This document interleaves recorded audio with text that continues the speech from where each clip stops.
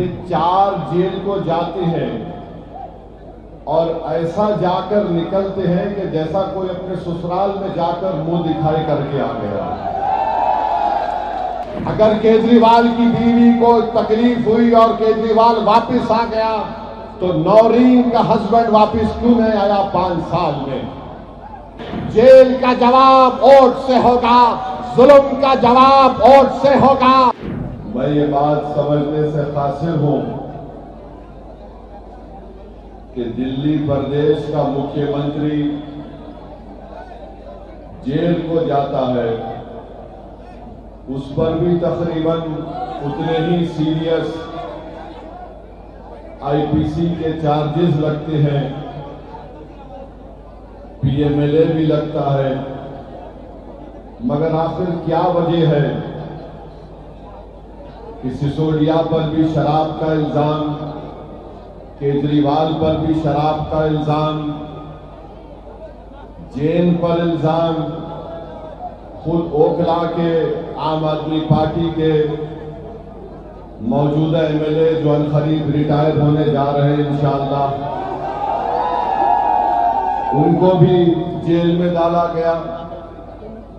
ये 4 जेल को जाते हैं और ऐसा जाकर निकलते हैं कि जैसा कोई अपने ससुराल में जाकर मुंह दिखाई करके आ गया। 6 महीने मुख्यमंत्री केजरीवाल जेल में रहे, 6 महीने के बाद उनको बेल मिल गई। सिसोदिया 12-15 महीने रहे, बेल मिल गई। जैन काफी लंबा अरसा रहे, जेल मिल गई। यहां के मौसूफ जेल को गए, वापिस आए, फिर गए, फिर वापिस आए। आखिर इनके पास ऐसी कौन सी जादू की छड़ी है जो शिफा के पास नहीं है? आखिर ये क्या वजह है कि इनको इंसाफ मिल जाता है, इनके घर वाले इनसे महरूम नहीं होते, इनके चाहने वाले इनसे महरूम नहीं होते?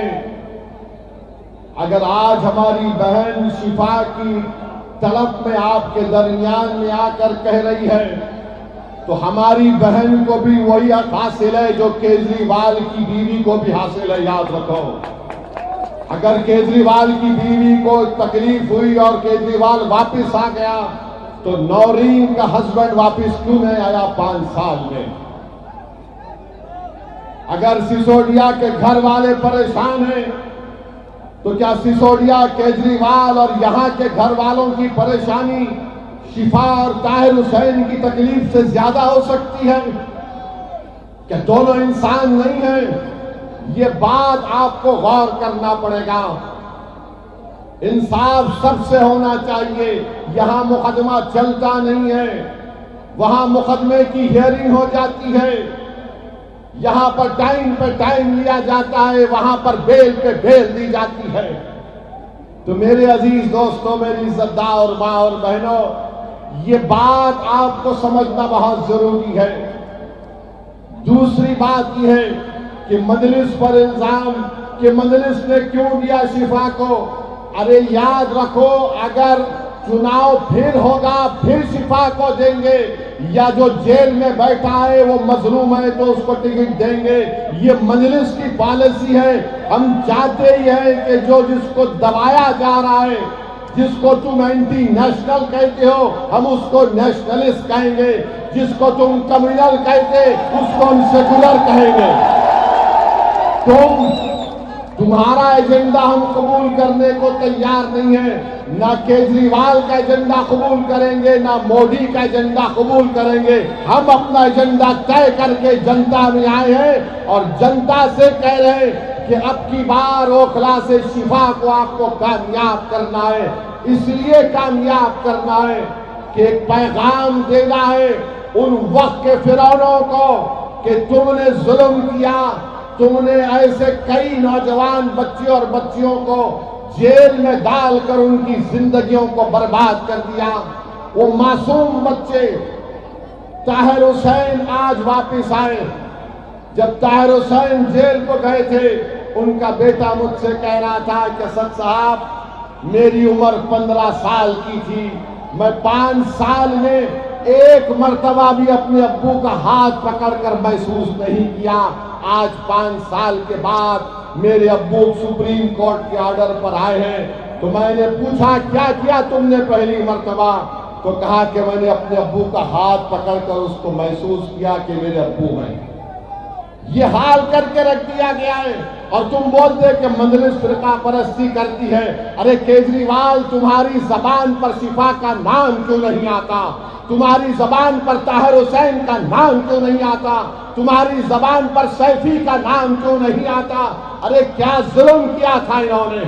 तुम्हारी तरह शराब का कारोबार या पॉलिसी का ऐलान तो नहीं किया था इन्होंने। एक जालिम हुकूमत के काले कानून के खिलाफ एहतजाज हुआ था।